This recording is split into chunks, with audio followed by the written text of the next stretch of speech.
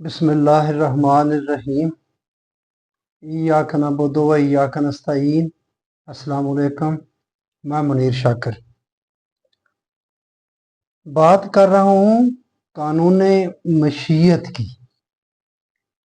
جب قانون بنے، قانون کب بنے؟ جب عالم خلق ہوا، عالم امر سے عالم خلق ہوا۔ تو اس سلسلے میں پہلے بھی گفتگو کر چکا ہوں، میں یہ شاء ہو لو شاء اللہ ہو۔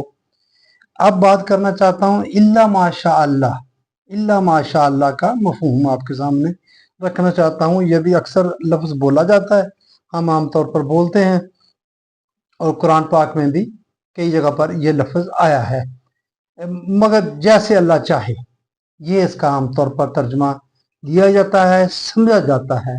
اور سمجھنے کی بات یہ ہے کہ ہم اس کو سمجھتے ہیں جو ہمارا عقیدہ ہے۔ عقیدہ کیا ہے؟ عقیدہ جبریہ ہے، اس کے پیش نظر رکھ کر ہم اس کا مفہوم سمجھتے ہیں، جو کہ ٹھیک نہیں ہے، جو کہ غلط ہے۔ اور کئی جگہ پر قرآن پاک میں آیا ہے، مثال دیتا ہوں، آگے چلتے ہیں تو بات سمجھ میں آ جائے گی۔ الا ماشاء اللہ، قرآن کریم میں بعض مقامات پر الا ماشاء اللہ آتا ہے۔ مثلا سورۃ الاعلی میں ہے کہ سا نقرے او کا فلا تنسا، ہم تمہیں یاد کرا دیں گے۔ قرآن پاک کے بارے میں بات ہو رہی ہے، ایسے یاد کرا دیں گے، فلا تنسا، تو بول نہیں سکے گا، تو بھولے گا نہیں۔ آگے الا ماشاء اللہ، آگے الا ماشاء اللہ، مگر اللہ چاہے، اللہ چاہے تو تمہیں، ہم عام طور پر اس کا جو مفہوم سمجھتے ہیں اس کے مطابق یہ بن گیا الا ماشاء، اگر اللہ بلانا چاہے تو تمہیں بلا دے گا، جبکہ یہ درست نہیں ہے۔ یہ بات اصل میں کرنا چاہتا ہوں کہ اس کا مفہوم درست نہیں ہے، یہ مفہوم ہم غلط لیتے ہیں۔ اے رسول صلی اللہ علیہ وآلہ وسلم، ہم نے تجھے قرآن کو اس انداز سے دیا ہے کہ تو اس میں سے کچھ بھی بول نہیں سکتا۔ اس کے بعد ہے الا ماشاء اللہ، اس کے یہ معنی نہیں کہ تو اس میں سے صرف اتنا بلا سکتا ہے جتنا اللہ چاہے۔ اس کا ترجمہ، لفظی ترجمہ یہی بنے گا، اس سے زیادہ نہیں بلا سکتا، یعنی کہ اللہ بلا، اتنا ہی تم بولو گے جتنا اللہ تمہیں بلائے گا۔ اللہ کی طرف سے نبی اکرم صلی اللہ علیہ وآلہ وسلم کو جو وحی عطا ہوئی تھی، اس کا ایک حرف بھی بلایا نہیں جا سکتا۔ یہ صورت بنی اسرائیل 17 نمبر صورت ہے، 86 میں بھی یہ بات ہوئی ہے کہ نہیں بلائیں گے، مگر یہ وہی بات الا ماشاء اللہ وہاں بھی استعمال ہوا ہے۔ صاحب المنار، یہ مفتی محمد عبدہ مرحوم نے لکھا ہے، یہ بات میں سمجھانے کے لیے، یہ بات کہنے کے لیے، میں نے اس بات کو اجاگر کرنے کے لیے یہ بات میں کر رہا ہوں، اور ساتھ یعنی کہ یہ مفہوم بھی واضح ہو جائے گا اور یہ بات بھی واضح ہو جائے گی کہ الا ماشاء اللہ کا مطلب مفہوم کیا ہے۔ یہ صاحب یہ سارے جو ہمارے مکاتب فکر ہیں یہ مانتے ہیں ان کو۔ صاحب المنار مفتی محمد عبدہ مرحوم نے لکھا ہے کہ استثناء بالمشیت، قرآن میں ہر جگہ ثبوت اور استمرار، یہ ٹیکنیکل لفاظ کے لیے آتا ہے، یعنی اب یہ بات سمجھنے والی ہے، جہاں اللہ کے بعد الا ماشاء اللہ وغیرہ الفاظ آئیں تو اس کا مطلب یہ ہوتا ہے کہ جو کچھ کہا گیا ہے اس سے پہلے اس کے خلاف کبھی نہیں ہوگا۔ یہ بات ہے سمجھانے والی۔ جب یہ آئیں گے لفظ الا ماشاء اللہ تو اس سے پہلے جو کہا گیا ہے، یہ بات ہے، اس پر زیادہ، اس پر زور ہے کہ وہ بالکل نہیں بلایا جائے گا۔ وہ تقیدی یہ جملہ بولا جاتا الا ماشاء، کیونکہ پہلے اس نے کہہ دیا فلا تنسا، میں نہیں بلاؤں گا، یہ بات اس نے پہلے کر دی۔ اس کرنے والے نے، جس نے بعد میں کہہ دیا کہ جتنا اللہ چاہے، تو پہلے تو اس نے کہہ دیا کہ میں نہیں بلاؤں گا، پھر اپنی بات سے بدل جائے گا؟ نہیں بدلتا، نہیں بدلے گا۔ اس لیے یہ الا ماشاء اللہ جو پہلے کہا ہے اس پر تاکید ہے مزید۔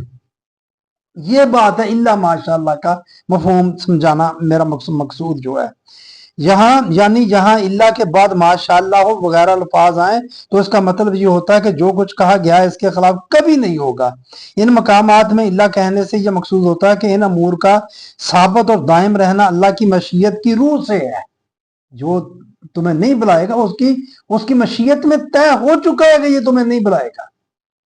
अगर उसकी मशीयत इसके खिलाफ होती तो वो उन्हें वैसा ही बना देता। लिहाजा फला तनसा इल्ला माशाअल्लाह हो के मानी ये है कि तू इसे हरगज हरगज नहीं बुला सकेगा, तू उसे हरगज हरगज नहीं बुला सकेगा। इसी ज़मन में सूरह हूद की वो आयत है जिनमें जहन्नम और जन्नत में खुलूद हमेशा हमेशा के लिए रहने के सिलसिले में कहा गया है, खालिदीन फीहा मा दामा तिस्समावातो वल अर्दो इल्ला माशा रब्बो का। वो इसमें रहेंगे जब तक सिलसिला कायनात बाकी है। ये बात समझने वाली है, जरा और मौजू की तरफ चली जाती है कि यानी कि तुम जन्नत या जहन्नम में उस वक्त तक रहोगे जब तक ये सिलसिला कायनात है।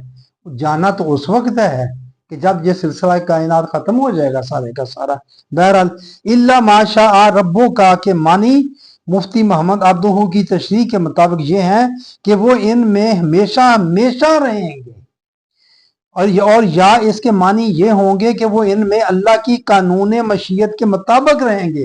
कानून मशीयत के मुताबिक जो कुछ तय कर दिया गया है उसके मुताबिक रहेंगे। ये हमेशा हमेशा रहने वाली बात भी आप ज़हन में रखें। हमारा जो अकीदा आमतौर पर पाया जाता है कि हम एक सजाएं भुगतने के बाद हम दोबारा दोज़ख से निकल के जन्नत में चल जाएंगे, यानी कि हर कलमा गो ने जरूर एक दफा जन्नत में जाना है निकल के। लेकिन ये बात यहाँ भी और एक और जगह भी है, गालिबन सूरह मोमिनून में आता है कि जिनके पलड़े हल्के हुए वो जहन्नम में जाएंगे और हमेशा उसमें रहेंगे। और पलड़े कायम होने हैं मोमिन के लिए, कलमा गो के लिए होने हैं। बहरहाल ये मौजू नहीं, वो और मौजू है। यहाँ इल्ला माशा अल्लाह की बात है। इस कानून की तशरीह कुरान करीम के दीगर मकामात में मौजूद है। इस इल्ला माशा अल्लाह यानी कि कानून मशीयत के मुताबिक होगा, इल्ला माशा अल्लाह जो कुछ हुआ है। और ये मुफ्ती साहब जो हैं ये कह रहे हैं कि जहां ये लफ्ज आए उससे जो पिछली बात है उस पर यह तकीद है। हासिल कलाम ये कि माशा अल्लाह के मानी ये नहीं कि जैसा अल्लाह चाहे, जैसे अल्लाह चाहे वैसा होगा। इसलिए कि इंसान के लिए जो खुद अल्लाह ने कह दिया है कि ए मालू मा शे तुम, ये हामीम अल सईदा की 40 नंबर आयत का टुकड़ा छोटा सा, ये पहले भी अर्ज कर चुका हूं। जिस तरह तुम्हारा जी चाहे करो, अल्लाह की मशीयत कानून मुकर्रर करने तक थी। ये मशीयत एजदी जिसे कहते हैं वो कानून मुकर्रर करने तक है।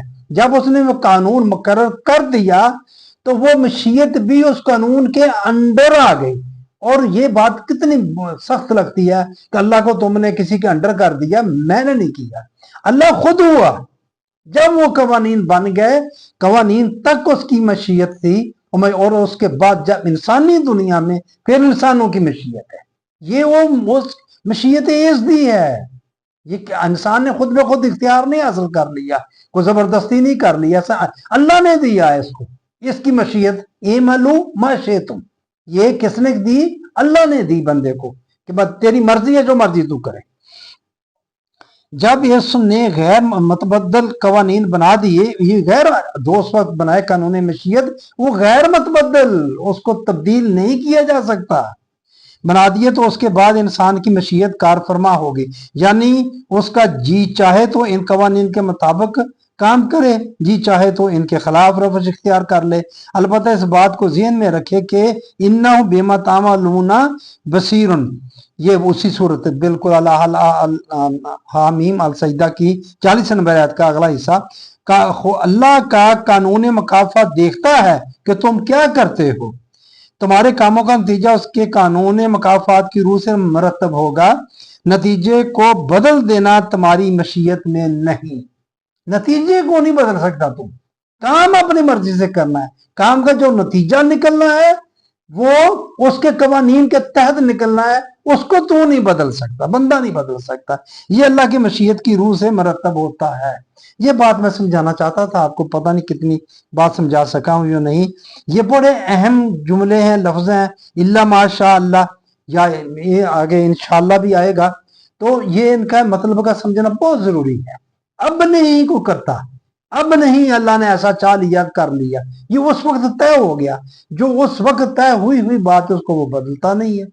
बदल सकता है, बदलता नहीं। उसने कहा मैं नहीं बदलूंगा, और नहीं बदलता, और नहीं बदलता के तहत ही आप समझे कि पूरी की पूरी साइंस की बुनियाद ये है, उसके इस वादे पर कायम है साइंस की बुनियाद कि वो बदलता नहीं है, उस अपने कवानीन को बदलता नहीं है।